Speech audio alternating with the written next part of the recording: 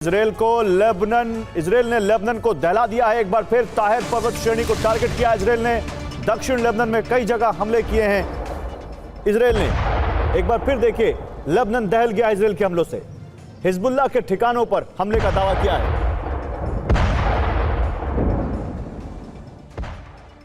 और एक और बड़ी खबर है, ट्रंप ने दी ईरान को चेतावनी। एआई तस्वीर से दिखाया अपना युद्ध प्लान।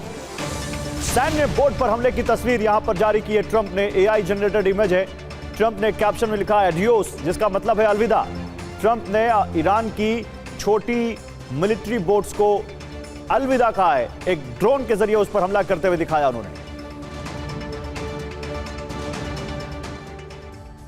तो पश्चिमी एशिया की तपती रेत आज सिर्फ बारूद से नहीं, बल्कि ऐसे माइंड गेम से दहक रही है जिससे पूरे अरब में विध्वंस के संकेत मिल रहे हैं।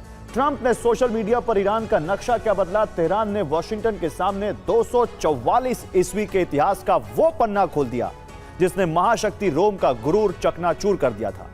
ईरान ने ऐलान कर दिया है कि हम वो फारस हैं जो साम्राज्यों को घुटनों पर लाने का दम रखते हैं। ट्रंप ईरान को अपनी नई प्रॉपर्टी बता रहे हैं, जबकि ईरान ने ट्रंप को तीसरे दौर की सबसे शर्मनाक संधि याद दिला दी है। इस स्पेशल रिपोर्ट में देखिए, तेहरान में ट्रंप के चक्रव्यूह को ध्वस्त करने वाली ईरान की रोम नीति का संपूर्ण विश्लेषण।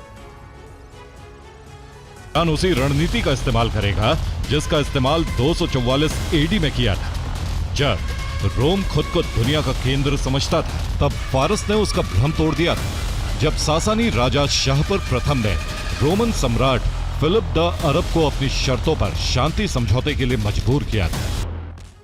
और कुछ ऐसे फैक्टर हैं जिसकी वजह से ईरान अरब में अपराजित बना हुआ है। आपको दिखाते हैं ईरानी शक्ति के 7 स्तंभ, जिसमें पहला है ईरान की भौगोलिक स्थिति। ईरान ने पहाड़ियों के नीचे सैन्य ठिकाने बनाए हुए हैं जहां अमेरिका के बस्टर बॉम्ब भी विफल हो गए। ईरान की दूसरी ताकत है फारस की खाड़ी और हॉर्मुज स्ट्रेट, जिसके ट्रैप में अमेरिका फंस गया है। यहां से ईरान 30% तेल कारोबार पर कंट्रोल कर सकता है। इसके अलावा ईरान की मिसाइल ताकत भी अमेरिका पर भारी पड़ रही है, खासतौर से कई शहरों में बनाई मिसाइल सिटी, जहां ईरान ने 3000 से ज्यादा मिसाइलें रखी हुई हैं। अगली ताकत ईरान का प्रॉक्सी नेटवर्क है, जिसमें होती है हिजबुल्लाह और हमास एक इशारे पर इसराइल में तबाही मचाने को तैयार है। 5वीं ताकत जनसंख्या और सैन्य ताकत है।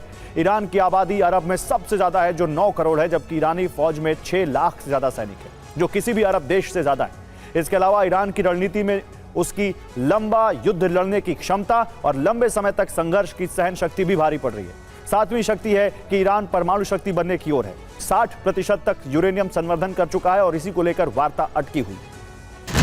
ट्रंप को लगा था ईरान डरेगा, लेकिन तेहरान से जो जवाब आया उसने वॉशिंगटन के गलियारों में सन्नाटा खींच दी। आपको याद दिला दें, 3री सदी का वो दौर जब रोमन सम्राट फिलिप द अरब ने फारस की तरफ आंख उठाई थी, तो ईरानी राजा शाहपुर प्रथम ने उसे घुटनों पर बिठाकर जुर्माना वसूला था। सबसे पहले फिलिप को 5 लाख सोने के सिक्कों की फिरौती देनी पड़ी। इससे रोम का शाही खजाना खाली हो गया था, जिसके लिए रोम की जनता पर टैक्स बढ़ाया गया था। साथ ही रोम ने हमेशा के लिए फारस की अधीनता स्वीकार कर ली थी। रोम को हर साल ईरान को टैक्स भेजना पड़ता था। इतना ही नहीं, फिलिप ने पैसे देकर और पैर पकड़कर अपनी जान बचाई थी।